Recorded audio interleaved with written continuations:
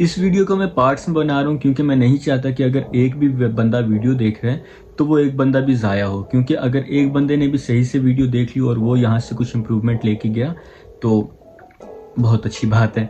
Hello friends, welcome back to my YouTube channel BC Vibes. Today's video is little bit different because normally we talk about English lessons, English learning, English conversations, but in this video we are going to learn soft skills, communication skills, या कह सकते हैं कि बोलना कैसे है।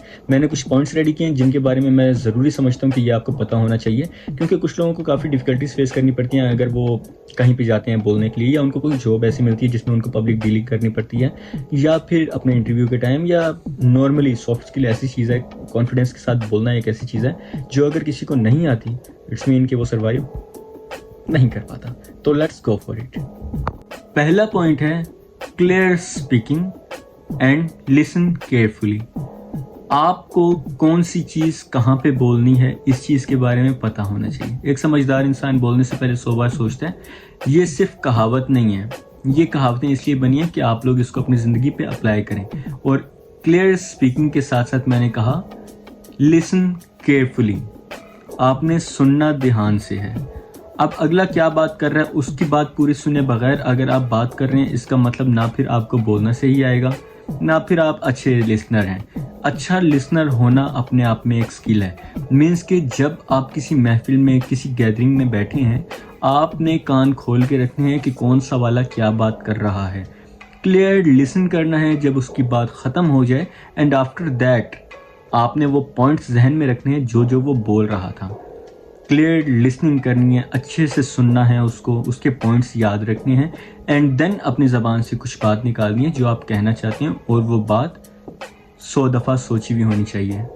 Number 2 is adjust your language tone to your audience.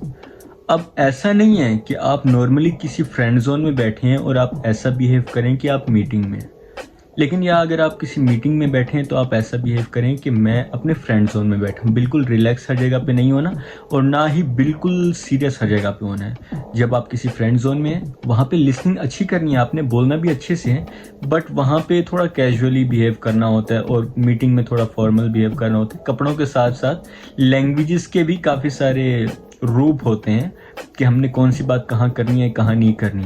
अब office में जब आप बात कर रहे होते हैं तो आपकी लैंग्वेज, आपके अल्फाज मुख्तलिफ होते हैं उससे जब आप बात कर रहे होते हैं अपने फ्रेंड जोन में। जब आप अपने फ्रेंड जोन में बात कर रहे होते हैं तब आपकी टोन डिफरेंट होती है, लेकिन जब आप किसी मीटिंग में, कहीं ऑफिस में, इंटरव्यू में होते हैं तो उस वक्त आपकी टोन डिफरेंट होती है।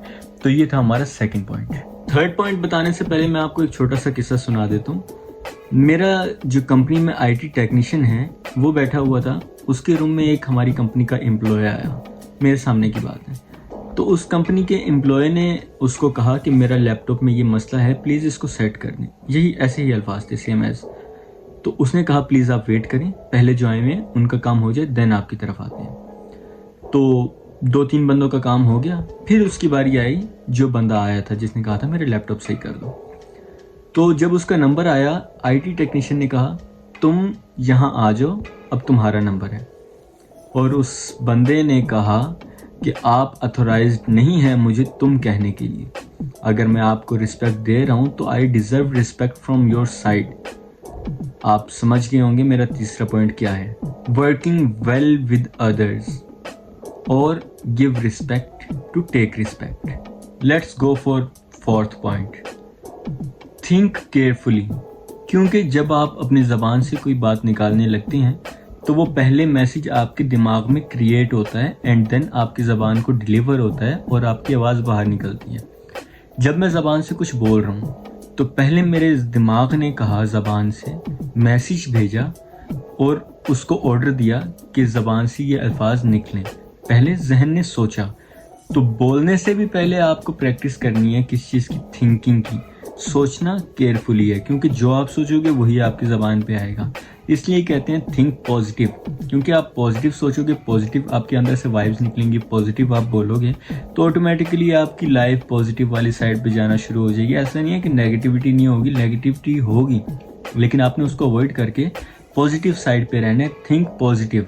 इस वीडियो को मैं पार्ट्स में बना रहा हूँ क्योंकि मैं नहीं चाहता कि अगर एक भी बंदा वीडियो देख रहा है तो वो एक बंदा भी ज़ाया हो, क्योंकि अगर एक बंदे ने भी सही से वीडियो देख ली और वो यहाँ से कुछ इम्प्रूवमेंट लेके गया तो बहुत अच्छी बात है। आई कांटेक्ट, हमारा जो नेक्स्ट टॉपिक है वो आई कांटेक्ट है। अब मैं अगर वीडियो स्टार्ट करता हूँ और मैं बोलता हूँ hello friends, welcome back to my YouTube channel, subscribe to my channel BC vibes. भले मेरी टोन अच्छी है या जो कुछ भी है, आप मेरे चैनल को छोड़कर चले जाएंगे क्योंकि मेरा आई कांटेक्ट ही नहीं है मेरी ऑडियंस के साथ। जब मैं किसी से बात कर रहा हूँ और उसकी आंखों में आंखें मेरी ना हो तो अगला बंदा समझता है कि भाई ये मुझसे बात नहीं कर रहा, या फिर मुझे रिस्पेक्ट नहीं दे रहा, या ये मुझे बात करने के काबिल नहीं समझता। जब भी आप किसी से बात कर रहे हो, आंखों में देखने के भी कई तरीके होते हैं। अब ये घूरना भी नहीं है, थोड़ा सा डल रखना है अपनी आंखों को, बिल्कुल नॉर्मल रखना है, बिल्कुल खोलना भी नहीं है, बिल्कुल बंद भी नहीं करना है, नॉर्मल कंडीशन में रखना है। एंड सेकेंड थिंग, आप जब उसकी आंखों में देखें, उसकी पुतली जो ये ब्लैक बॉल होती है आँख की, उसके अंदर आप अपना चेहरा जैसे देख रहे होते हैं ना, बिल्कुल घुस के। तो जब भी किसी से बात कर रहे हो, थोड़ा सा दूर हो भले, लेकिन आई कांटेक्ट ऐसा बनाएं कि आप एग्जैक्ट उसकी आंखों में देख रहे हो, उसको फील हो। इससे ये होगा कि अगला बंदा आप पे ध्यान नहीं भी दे रहा तो मजबूर हो जाएगा कि वो एक दफ़ा आप पे नोट डाउन करे कि आप क्या कह रहे हो, आप ऐसे क्यों देख रहे हो, आप कितनी सीरियस बात कर रहे हो। ये हमारा लास्ट टॉपिक था।